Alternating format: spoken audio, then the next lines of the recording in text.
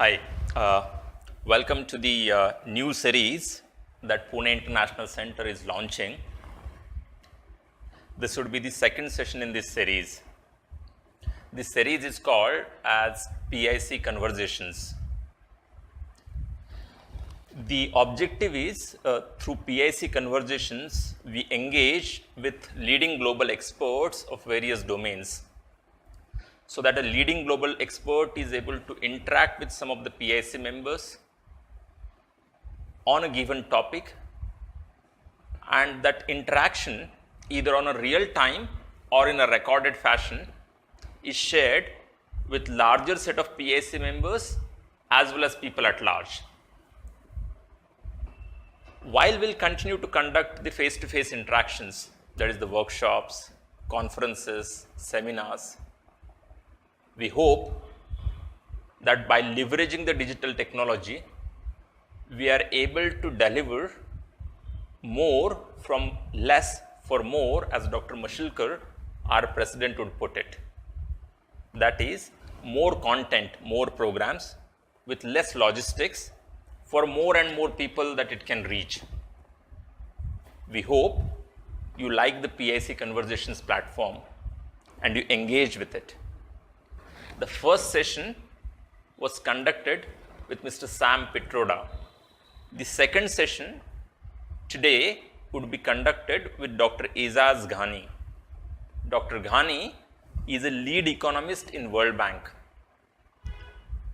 Today's session would focus on India's spatial development, which is about how well India's development is spread in urban and non-urban parts of the country. To join Dr. Ghani, today we have Professor Abhay Pethe, a leading economist and chair of urban economics and regional development at Mumbai University. Also, Dr. Ajit Ranade, chief economist at Aditya Birla Group.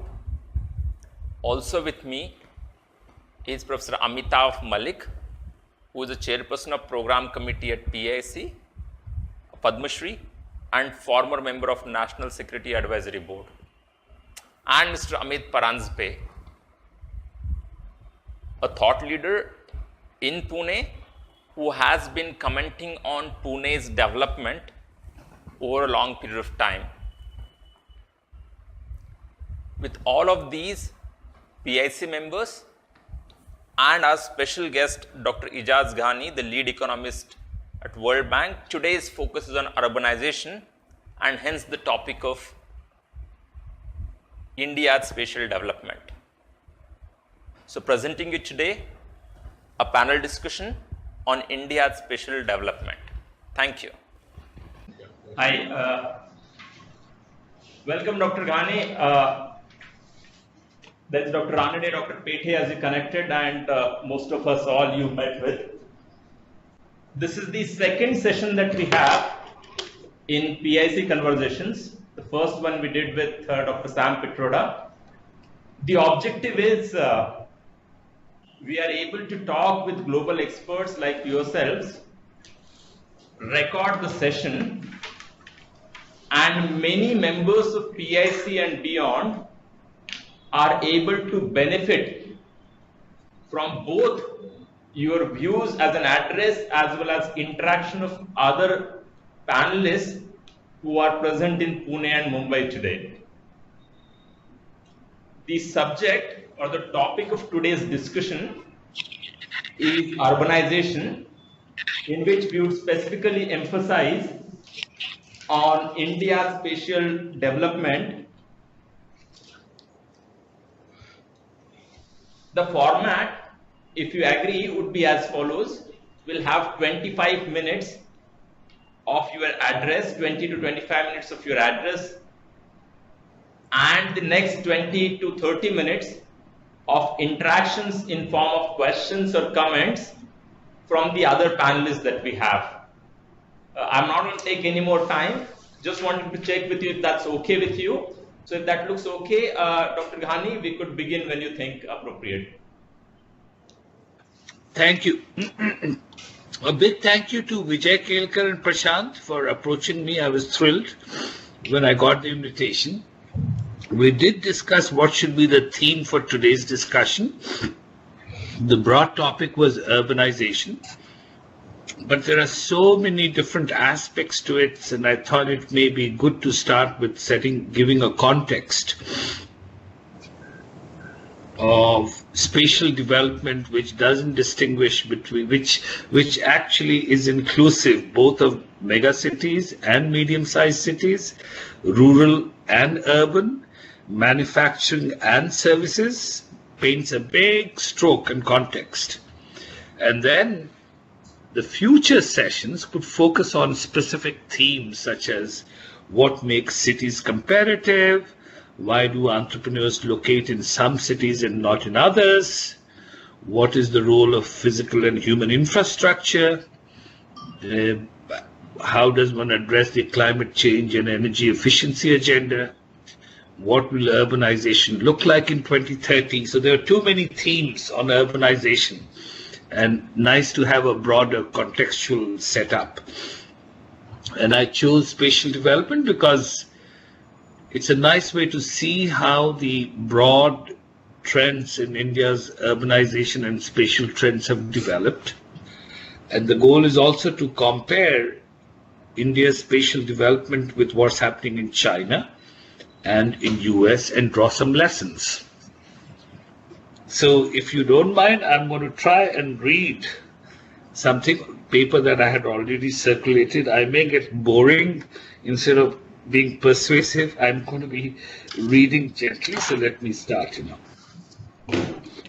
On India's spatial development, we know that in India it's highly concentrated in high density clusters like Calcutta, Mumbai, Delhi, and places like Pune may still be not there, although medium-sized cities like Silicon Valley in US has taken off, and similarly medium-sized cities in China has taken off.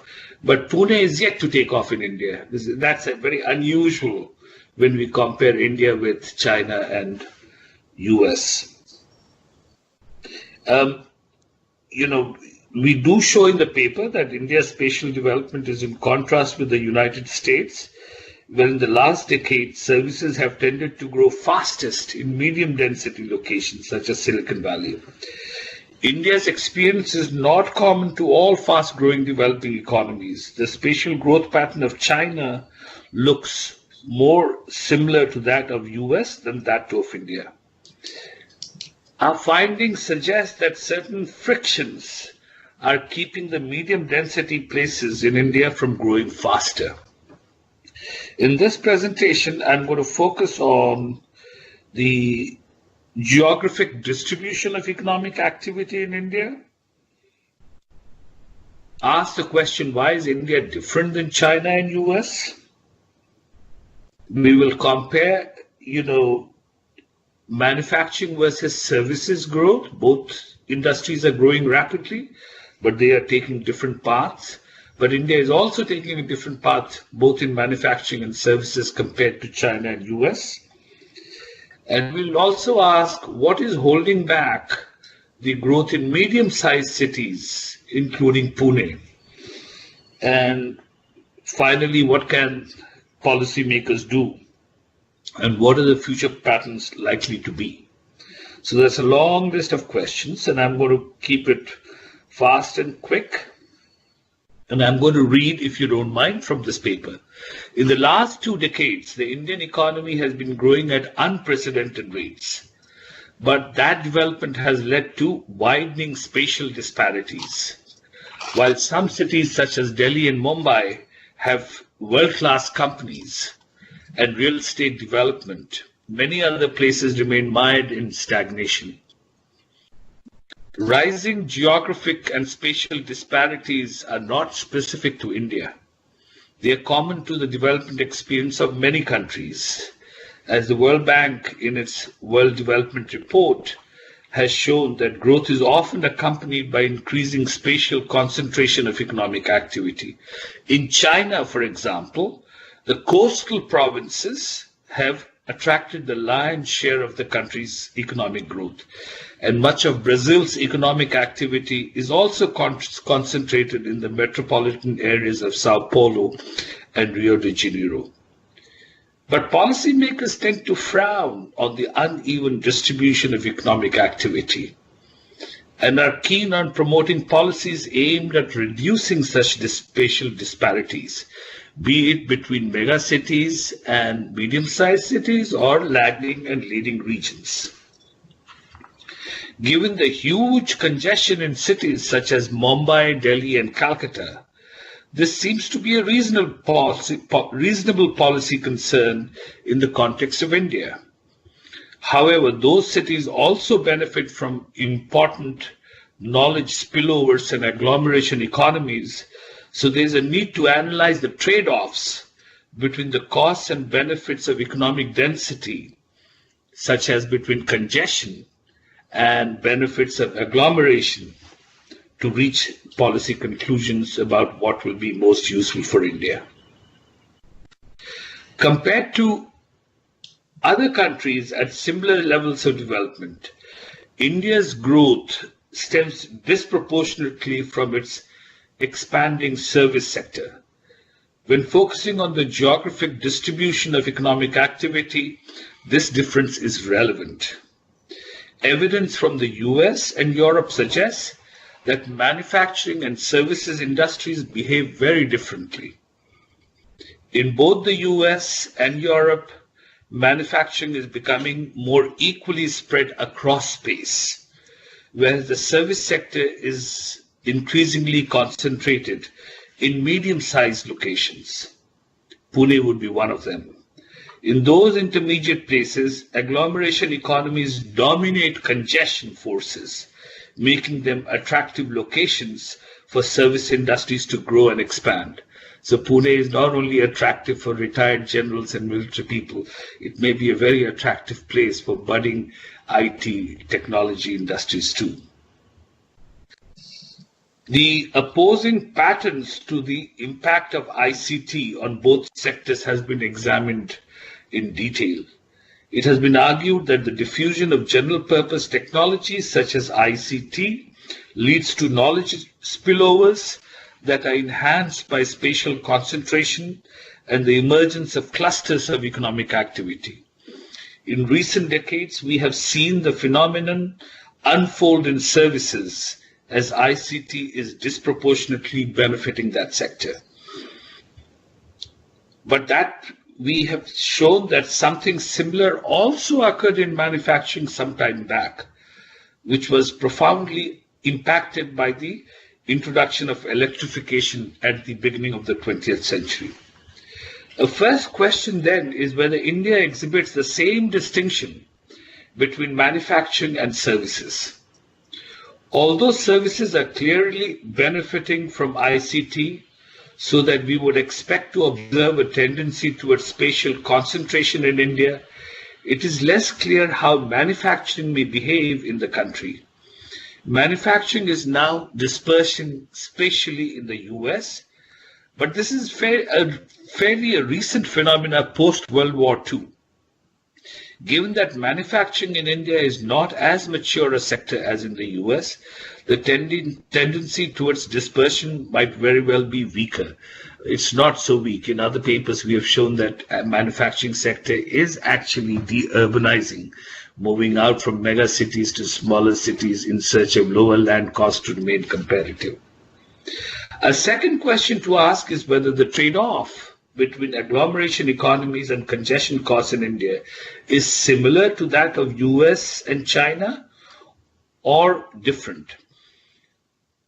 Causal observations suggest that the costs of congestions in India's megacities are huge, implying that there should be decreasing returns to further expansion. However, these megacities may also benefit from relatively large agglomeration economies compared to medium-sized cities that might suffer from market access problems, lack of intermediate goods and infrastructure, and other impediments to grow fast. Just listening to Amitabh, it looks like Pune has a large number of research institutes and universities, so it probably doesn't lack the human capital for its growth. The bigger question is India different than China, Europe, and US? In India, manufacturing is already dispersing through space. Low-density manufacturing districts are growing faster than high-density manufacturing districts. Although some large cities such as Calcutta and Mumbai are experiencing higher growth than that preceded by our regression results. Our analysis is based on firm-level data from annual survey of industries in 600 districts in India, which includes millions of enterprises, both formal and informal, and from the NSS data on the service firms in the 600 districts. Services, unlike manufacturing, show a different pattern.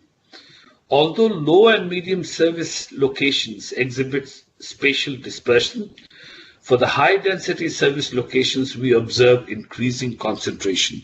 That is, the high-density service clusters like Mumbai, Delhi, are gaining relative to those locations with slightly lower employment density like Pune. Many of the well-known IT clusters are in the upward sloping, suggesting that they continue to benefit from agglomeration economies. For example, service employment in Hyderabad and Chennai is growing at an annual rate of 11% and 4%, which in Hyderabad is growing at a much faster rate than in Chennai. A reasonable question may be whether these results are driven by particular subgroups of manufacturing or service industries, or it's a generic result. To answer this question, we split our sample in two different ways. We distinguish between the formal and informal enterprises. This distinction may be relevant since firms in the informal sector are less subject to regulatory laws and regulations, and thus perhaps more free to operate and choose their locations. Differentiating between the unorganized and the organized sector does not change our findings. The service sector is still increasingly concentrated in high-density clusters, whereas manufacturing, the picture is more mixed. In a second exercise, we examined two-digit sectors for which we have data, manufacturing subsectors and 22 manufacturing subsectors and 12 service subsectors. Still, the main results hold. Services and to a lesser extent manufacturing are increasingly concentrated in high-density clusters, and this is not driven by a few sub-industries, subsectors, but mostly all of them. In the case of services, around 90% of employment is in subsectors that exhibit increasing concentration in high-density clusters, whereas the corresponding figure in manufacturing is around 60%. The strong evidence of agglomeration economies in the service sector is consistent with the findings for the US and Europe. Given the impact of new technology, ICT, in India's rapidly growing service sector, this is what we would have expected. Being a young industry, services benefit from knowledge spillovers, leading to the emergence of high-density service clusters.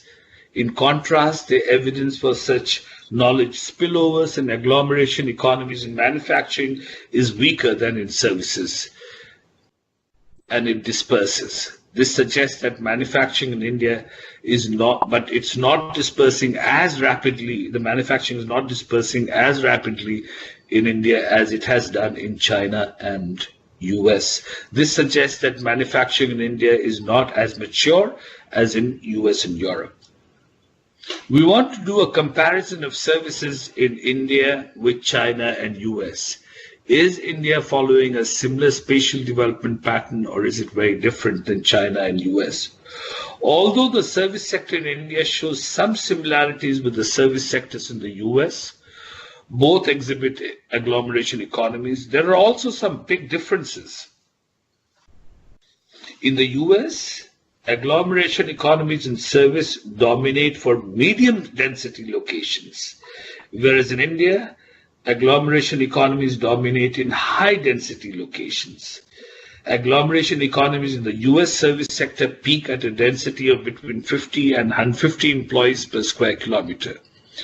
Three of the main high-tech counties in the US fall within that range: Santa Clara, California, Silicon Valley, Middlesex, Massachusetts, Route 128, and Durham, North Carolina, Research Triangle. In contrast, in India, agglomeration economies increase in the upper tail of the distribution in places such as Hyderabad and Chennai, with service employment densities reaching into thousands. For those levels of density, US locations exhibit substantial congestion. So what explains this? First, high-density locations suffer from congestion, but benefits from the knowledge spillovers it benefits from knowledge spillovers. As long as those neighboring areas gain in employment, spillovers continue to strengthen, thus allowing the high-density locations like Mumbai to grow at a faster pace. Therefore, in the early stages of spatial clustering, knowledge spillovers are likely to dominate costs of congestion, even in the high-density districts. However, given that the high-density districts in India are in general denser than the high-density counties in the US, it is unlikely explanation. Second, it might be the case that the high-density clusters in India are more successful not because its megacities are not congested, but because of the absence of agglomeration economies in medium-sized locations, such as Pune, implying higher than normal congestion in these places. Certain policies or frictions, such as lack of general physical and human infrastructure, may prevent medium-sized cities from growing faster. The question then arises, what is holding back medium-density locations in India? Precisely identifying what those frictions or barriers might be is a separate exercise in itself. However, we can obtain some evidence by controlling for certain district-level characteristics, such as the percentage of population with a high school degree, or more with the percentage of the population with post-secondary education, household access to infrastructure, percentage of households with electricity, households with toilet, percentage of households with telecom services, percentage of households with tap water, travel time to the top 10 cities and distance from Mumbai and top 10 or top 3 cities. When exploring which of these controls can explain the advantage of high-density clusters, we can rule out most of them. For example, being close to a major city like Mumbai or having access to some of the basic utilities such as tap water or toilets do not seem to matter. Only two variables, the percentage of population with post-secondary education and percentage of households with access to telecom services, have the potential of accounting for the relative advantage of high-density clusters.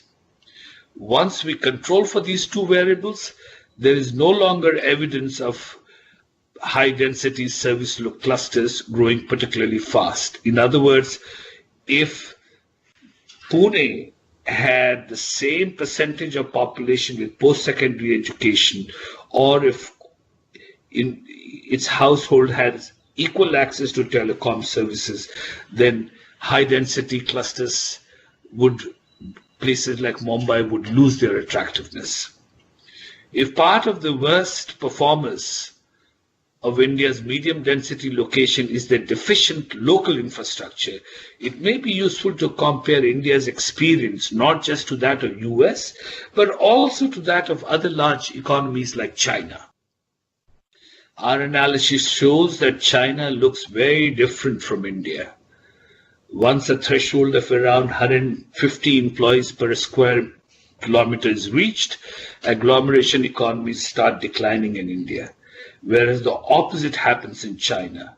For Chinese locations with the density above 150 employees per square kilometer, service employment growth becomes strongly decreasing with size, indicating important congestion costs. Along that dimension, China looks more like the US, where congestion costs are also dominate locations above 150 employees per square kilometer threshold. Given that the overall level of local infrastructure is better in China than in India, this finding is consistent with the interpretation of frictions holding back the growth of medium density locations like Pune in India, but not in China. What might the future patterns look like then?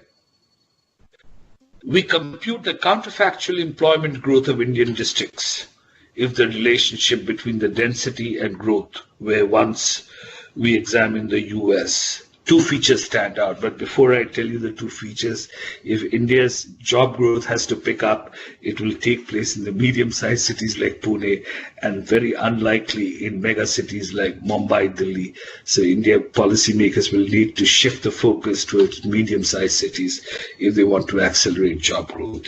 But two features that stand out from my analytical exercise is first, many of the relatively slow-growing Indian districts would grow much faster if they had better access to physical and human infrastructure.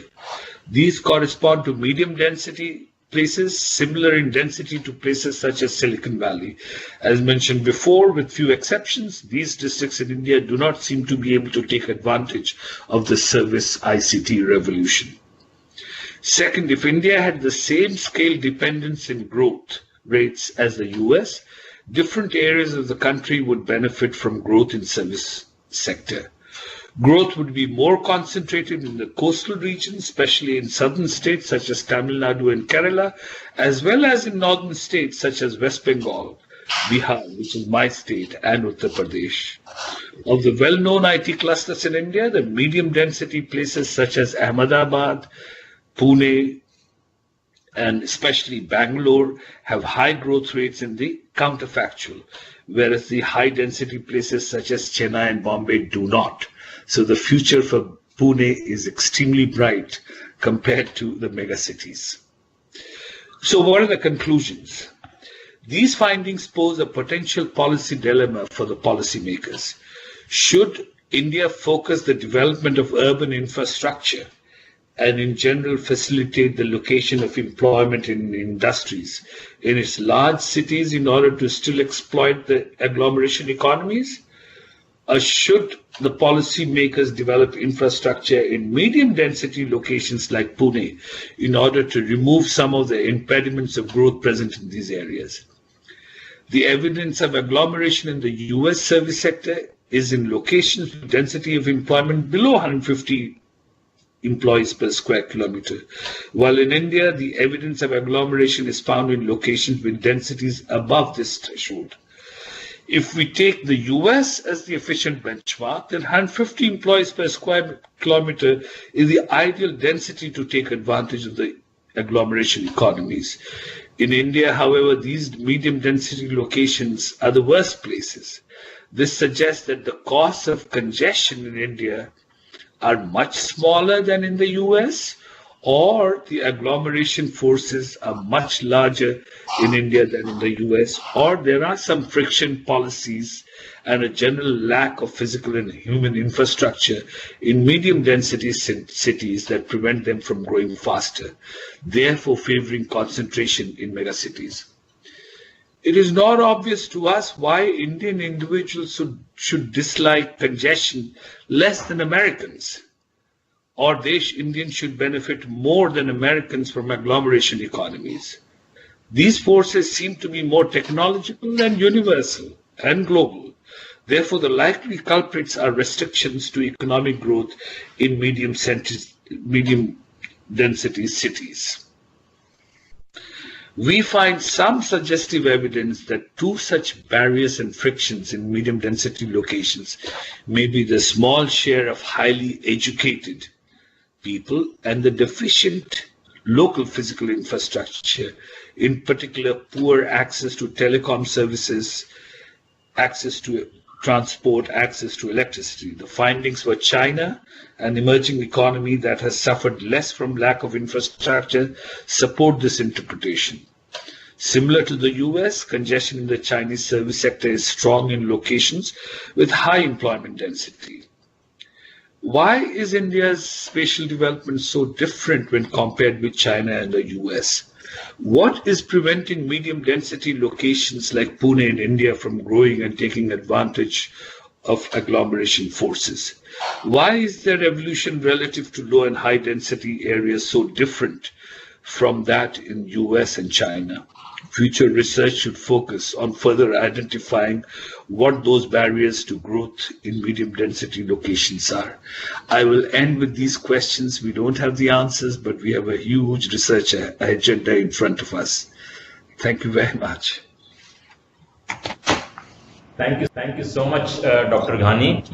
I think it was great to hear you for those 20-25 minutes. I think I would request Dr. Ranade or Dr. Pethe first if you have any comments, any thoughts, any questions, so that we could begin the interaction. Just a couple of comments and so on. One is, I'm not entirely certain of what you're calling as medium-sized cities.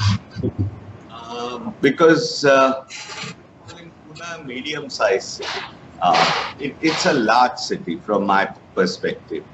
That's number one.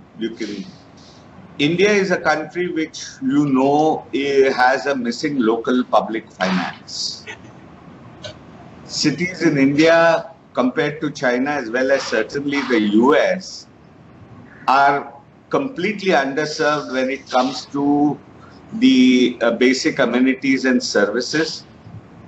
So even if there are congestions in larger cities, the larger cities actually have, relatively speaking, better public services and amenities, and that is one of the reasons for their attraction. Now, I put to you one thing that happens in India, and that is a favorite hobby horse of mine, which I think is going to be important. That whilst looking at India's urbanization, I think you will need to look at it with a metropolitan lens. So what is happening is that whereas metropolitan regions are increasing quite rapidly, the primate cities at the core are, in a sense, vacating the densities, reducing the densities. So for example, Mumbai city has a negative rate of growth of population, but Mumbai MMR, the metropolitan region, is growing in population as well as economic activity. So that kind of an internal dynamic within the metropolitan region, along with the fact that 5 of India's metropolitan regions account for 10% of the GDP of India and 41% of total urban population of India, will mean that it will be important to focus on metropolitan regions. Pune is going to become a metropolitan region for that matter, and already we have plans for having a PMRDA kind of a thing. So I think I will also point out to the location coefficients which come from your own organization. My friend Shaumik Lal has a urban review and world geography reports. Both of them map India in terms of the location coefficients of high manufacturing and emergence of the economic poles in Ahmedabad, in Hyderabad, in Chennai, in Mumbai, in Calcutta, and of course the national capital region. So these are the areas to focus on. I think metropolitan lens will be very important. I will stop with these comments to begin with. Dr. Ghani, would you like to respond to it one by one if there is any response, or would you rather? Sure. Please. Sure. And then I'll request Dr. Ghani. Okay. Shall I go ahead, Ajit, with and answer Abhay's questions first? Sorry, Dr. Ranade wants to. Yeah. Okay, go ahead. Yeah, the reason I want to come in now is because actually some points may be common, so you don't have to repeat. Okay, sure, absolutely, Ajit. First of all, thank you very much for an excellent presentation, and thank you for a very, detailed laying out of the research issues, the questions, if not the answers. And thanks to PIC for organizing this interaction, which is excellent. I mean, as you said, The technology is great, and this, I hope this happens more frequently. Second point is, you brought in questions from, I guess, urban economics, which is, of course, Dr. Pete's one of his fields, and perhaps a field which goes up and down, and currently it saw its heyday, I think, 20-30 years ago, but I don't know where it stands as a profession. And also economic geography. So you're looking at the spatial dimension, which I've not seen too many papers, especially in the Indian context. My third point is, I actually wanted to second, in fact, this is exactly what I was going to say, which Professor Pete has already said.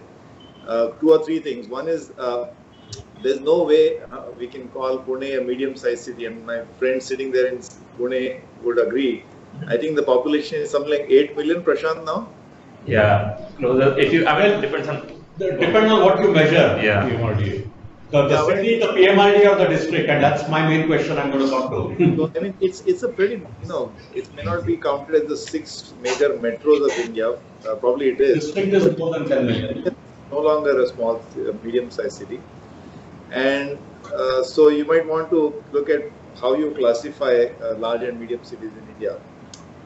And the fourth point is, I think very relevant, is that the governance aspect of cities, and Professor Pete called it local public finance.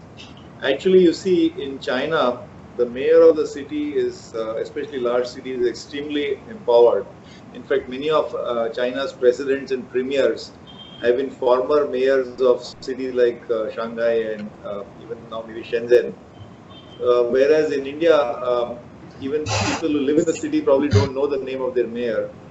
And the governance structure is very different across not just India and China, but of course India and USA also.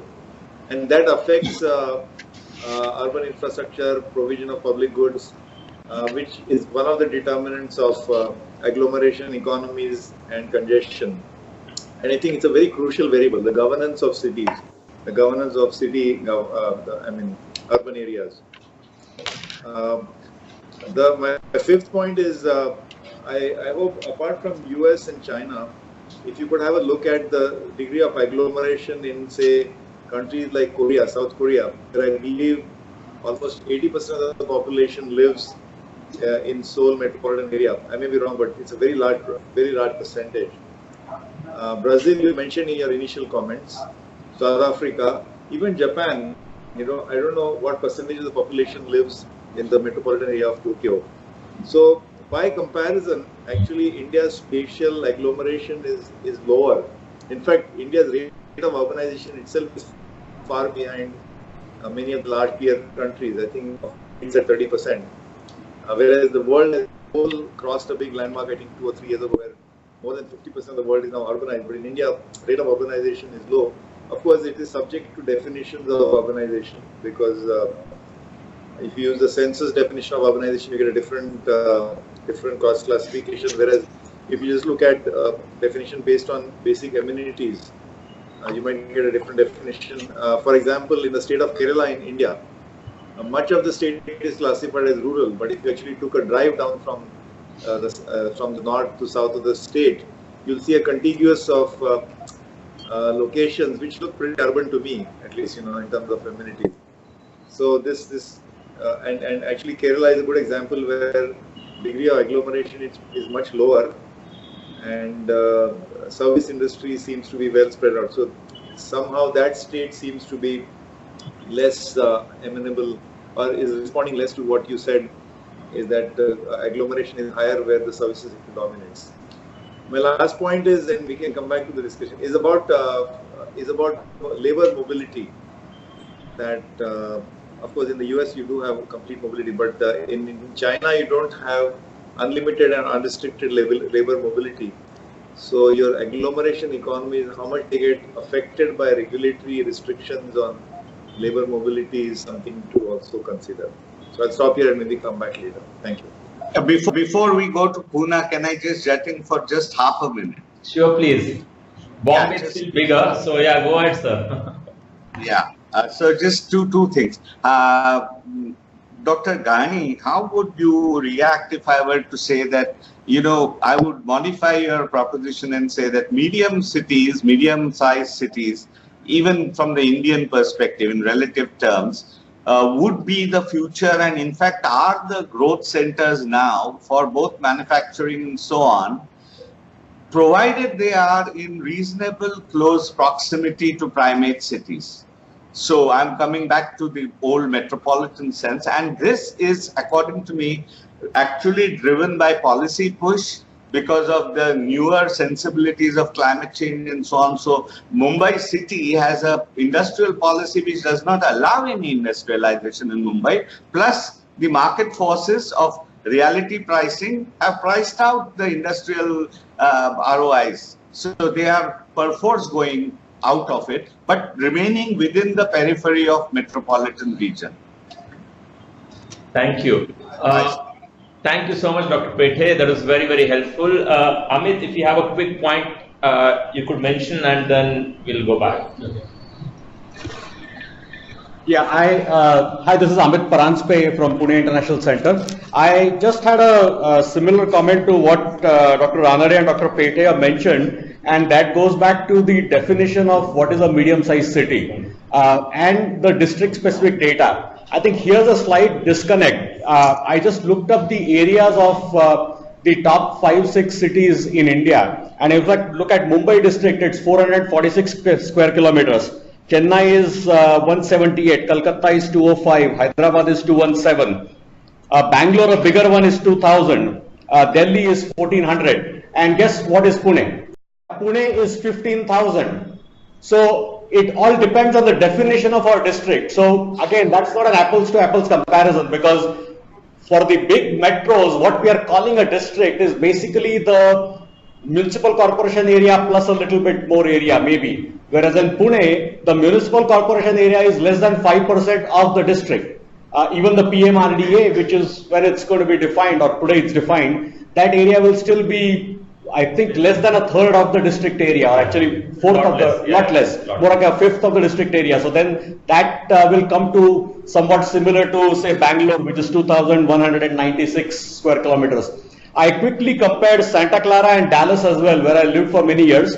They are also around 2,500 square kilometers. So I think the definition of district, and that's why Pune, if we use the 15,000 denominator for all these calculations, Pune will, I'm surprised it's a medium city, it will actually come as a smaller city compared to some of these bigger cities. But as Ajit mentioned, if you look at just the metropolitan area of Pune, the population is about 7-8 million, then the metrics start adding up, look very similar to the other top 7 or 8 cities. So just a comment. Thank you so much, Amit. Dr. Ghani, if it's okay, we will stop there, this part of it, so that you could respond, and then Professor Malik could have a couple of comments afterwards. So Dr. Ghani, over to you. Thank you so much.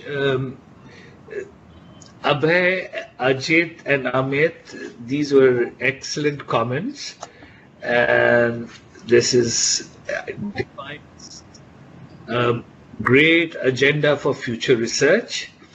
I'll not be able to give very specific answers to all of them, but I do have some analytical underpinnings to your questions that I want to highlight in responding to you. Firstly, on what is the definition of medium-sized cities? That's a good question. I don't think, we can answer and have a, a hard number to that. We can use certain range or context.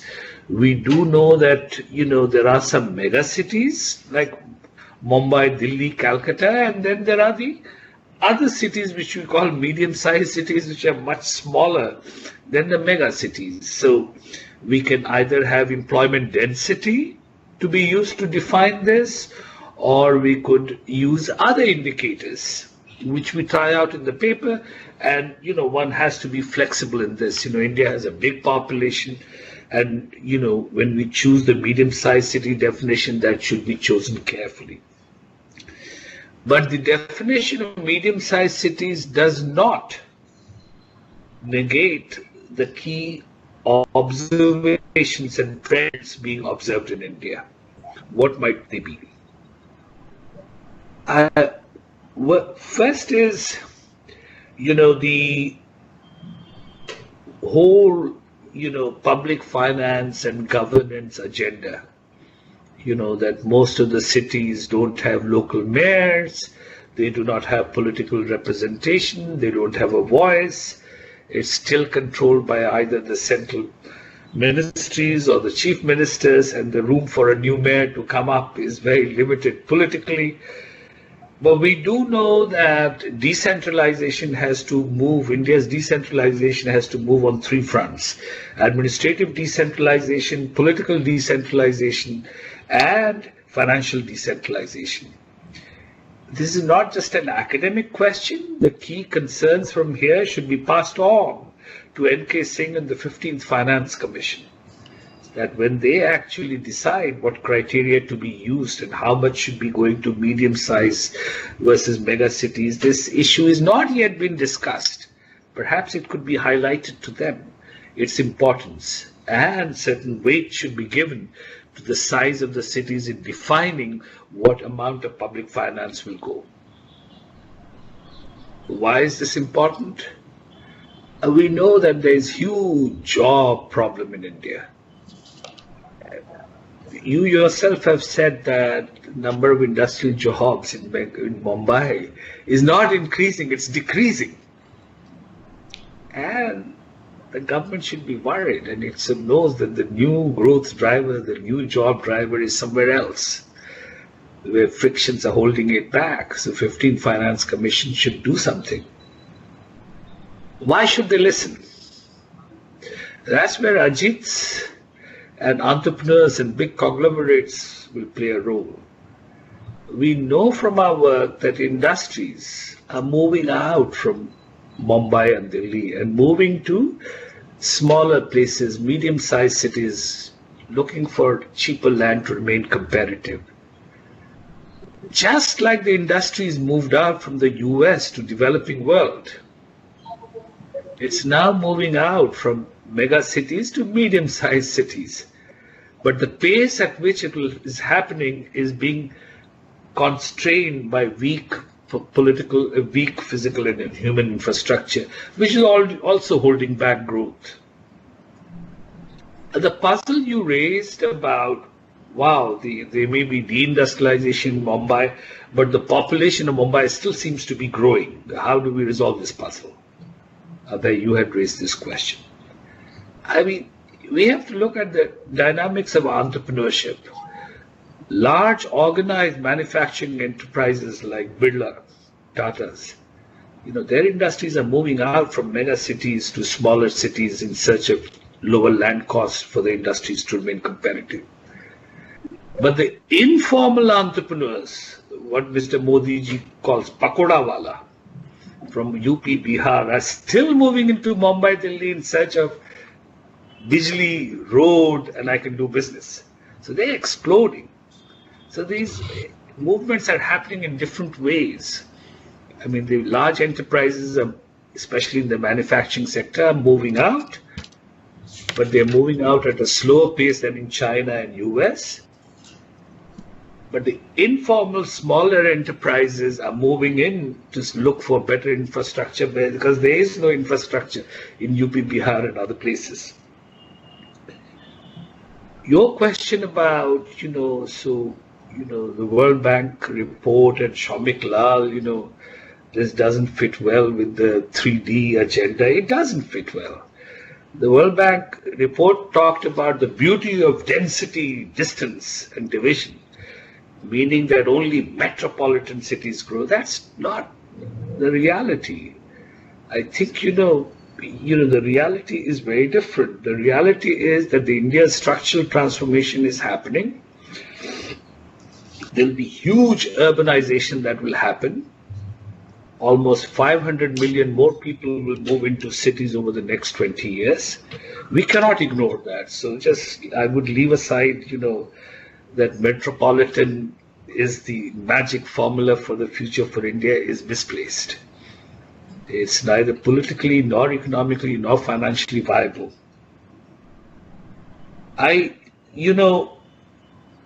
I don't think we have hard answers. All these questions were very well placed.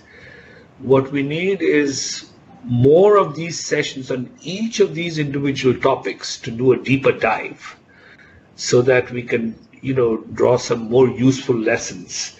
I don't think we'll be able to cover all of these questions in one session here because there is no straightforward answer. I think the trade-offs between congestion and agglomeration, the spatial movements which are very different between large entrepreneurs and small informal entrepreneurs, the way the manufacturing sector and the services sector are moving, where do more jobs have to be created, the division between rural and urban areas, the political decentralization of mayors and others. These are all vast agenda items, on which we need to do deeper focus. So these were very good questions, Ajit, Abhay, and Amit, that you had raised.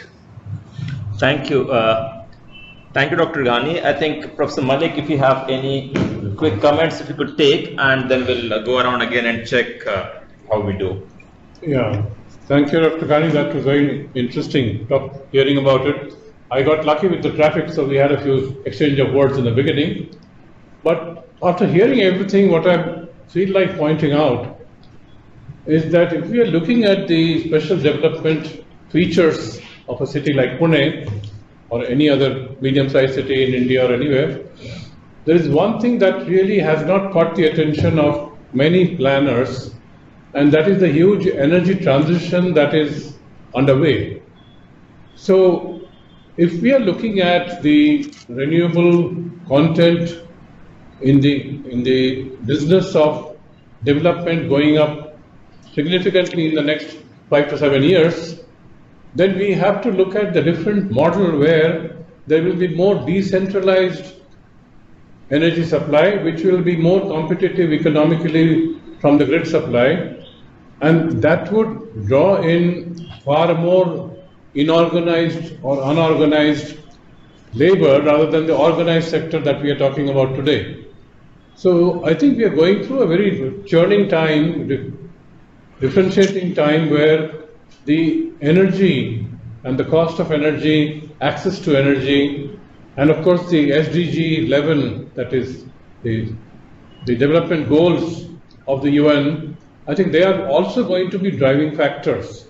So if we are looking at the larger picture in terms of what cities might be more competitive and what cities might be less, it would also have to take into account the availability of energy, the quality of energy, the infrastructure that is there, not in the classical sense, but also in the context of distributed energy and so on and so forth. So that's one point. Second, of course, is the entire growth pattern, the development model that we are talking about.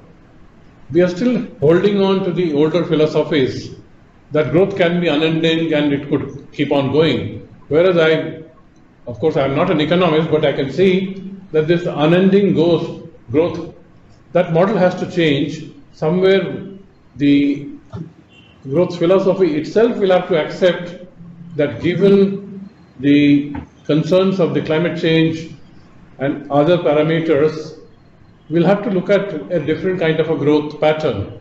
So I don't think I have answers or I have any suggestions, but I thought these are the two sensitivities that are now emerging that must be factored in any special development model. That's my input. Thank you. Thank you so much. Dr. Ghani, So may I respond to that? Yeah, Amitabh, you've raised a good question, which is the energy transition and climate change. So I'm going to put myself in Ajit's shoes and try and answer that group from Ajit Ranade's lens and look at the enterprises, what has happened actually in India.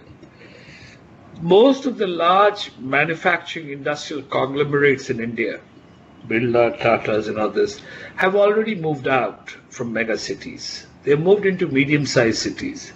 Even when there was no energy infrastructure, they put a power generator there and set up their factory there. It's happening. What's the implication of this on the climate change agenda? We examine this and we put the hard lens of energy efficiency and asked the question that as India urbanizes and industrializes, what will be its impact on the climate change agenda? One good way to measure the climate change agenda is energy efficiency. For each enterprise in India, we measured what is the amount of energy input they use to produce an output, 1 unit of output. And we did that for the 600 districts in India and the mega cities and medium-sized cities. What we found was that India has increased and improved its energy efficiency dramatically, especially in mega cities, which is a very good thing for the climate change agenda. India is on the right track in achieving the climate change agenda. Where it has failed, where the energy efficiency has deteriorated, is in the medium-sized cities where the corporates put their own power generator because there was no energy access there. So they started putting up power generator which pollutes, and the efficiency of energy is very low. So the answer is more energy investments in medium-sized cities and those districts that have no electricity. So it's a win-win on both fronts. It's not that we have to curtail the expansion of energy investments in the rest of India who have no electricity, but to actually expand it to improve energy efficiency. Can I just add one point? It is not just the climate change compulsion that will drive the energy efficiency and the energy shift. It is actually the economic cost. The oil, coal, gas, etc. are on the losing. So if we are looking at a different model of energy supply and energy demand, that will play its own dynamics in the economics of the development as well. That's the one small point I would like to add. Sure. Thank you. Thank you so much. Are there any other points, Dr. Ranade, Dr. Pete, that you would like to mention, to talk about? 2 quick points. Number one is I will continue to hold respectfully onto metropolitan lens for a later discussion and disagreement and argument. So I'll let that be. I have a query, and because I'm coming from a 6-hour brainstorming just now on something related to what your paper is all about, and that is, it was a Ford Foundation, World Bank, and IDFC Institute led big project in India where we are talking of infrastructure and projects, and we wanted to first identify which are the regions where we should go to. So from your study, am I to understand that we should be studying medium-sized cities without qualification of they being close to metro cities? Can you shed some light? Where would we go looking spatially, geographically, as getting the best bang for the buck kind of a thing? If we wanted to do that, and we were looking at night light data and all that, and we are finding that around primate cities, there is a huge 6 or 7 clusters of night light, which has high luminosity. So we were saying that, okay, let's look at that area. So can you give me some hint, free of cost? Yes, I think I don't have to give you the hint. The actual which has already happened. India announced a golden quadrilateral highway which connects north, south, east, west. And the roads were built all across, and India developed. Only some parts were not connected, UP and Bihar and the eastern part, where it did not happen. So there is already very hard evidence that you build the roads and the industries and finance follow. Some role is there, yes, being close to the mega cities is good. But India's urbanization future is so vast, so big over the next 20, 30 years that I will not add a great deal of weight in terms of, how close it should be to the mega cities, because that may imply that 50% of the population in India is left behind, which is not what, our last Prime Minister had a vision on the Golden Quadrilateral Highway. That Prime Minister's vision on Golden Quadrilateral Highway will still shed some very good lessons.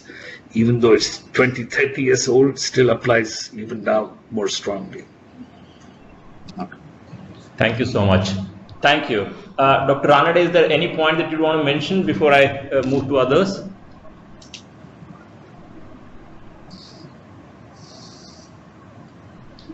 A very fascinating discussion. I'll just reiterate my governance sort of point, which I think has been discussed quite a bit. The fact is that, and thank you, Dr. Ghani, for referring to Indian entrepreneurs and industry, industry players and companies.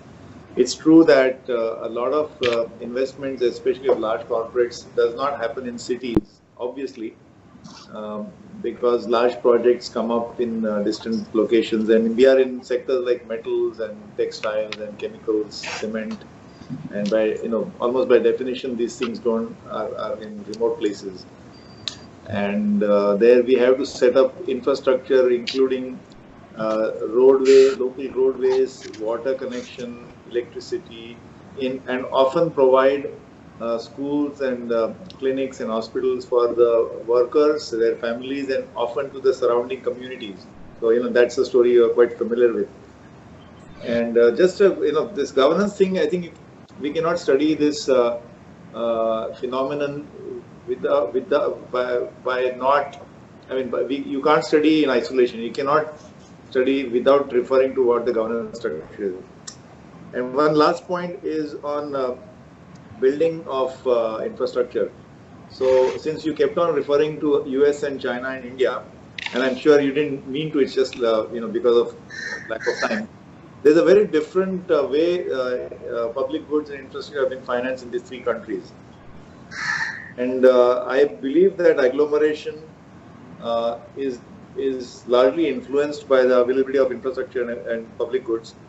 And although urban economics, I think, talks about the trade-off between congestion costs and agglomeration benefits, but the way it's funded, the way the public goods are funded, and I would go to the extent of even calling things like healthcare and education facilities also are almost semi-public goods. But the way they are funded is very different. In India, since it's the responsibility of the state, and that to impoverished cities who have to go with a begging bowl to their state governments or the central government. This is a big issue. I mean, this actually determines the fate of cities in India to a large extent. So I'm just repeating myself. So, but thank you again very much for an excellent exposition, and thanks for the discussion. Thank you. Ajit, if I may just quickly respond, on the funding. The funding mechanisms are changing. And the new funding mechanism for tomorrow to build the human and physical infrastructure would be the public-private partnership. For example, the global, pension funds globally amount to $70 trillion. Less than 0.5% of the pension funds are invested in infrastructure. That will change with smarter public-private partnerships. So finance is waiting outside. We just need to bring them in.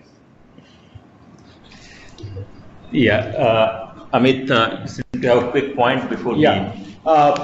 So I think I'll reiterate Ajit's point on governance. I think that's, thanks for that.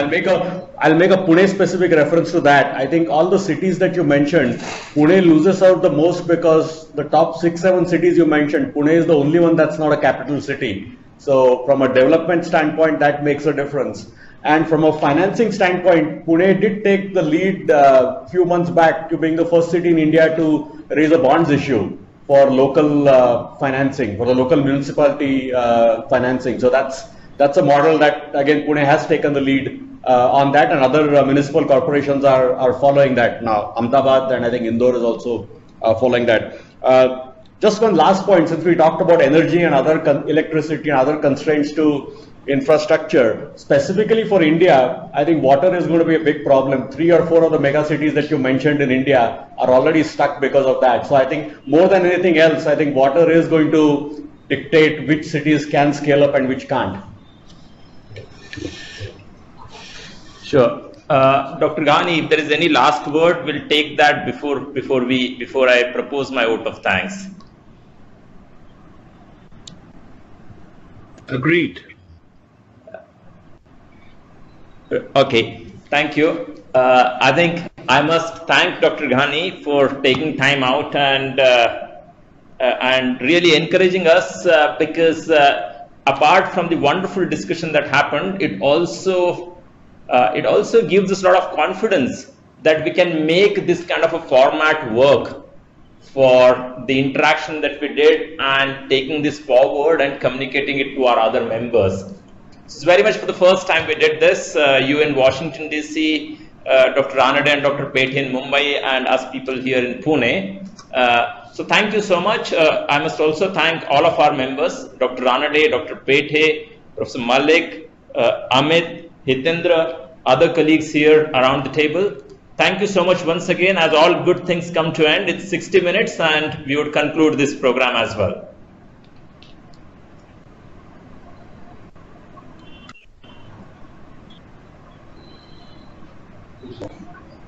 And if I might thank you, Prabhat, India has one of the largest, smartest expat community in the world. And the platform that you have opened up will bring large number of smart scientists and Indians to actually connect with the homeland and do it fast and quick and cheap and provide the knowledge. Indeed. Thank you, Prabhat. Amin. Thank you. Thank you so much. Okay. Thank you. Thank you. Thank you. See you soon. Bye-bye. Bye now. Thank you. Bye-bye.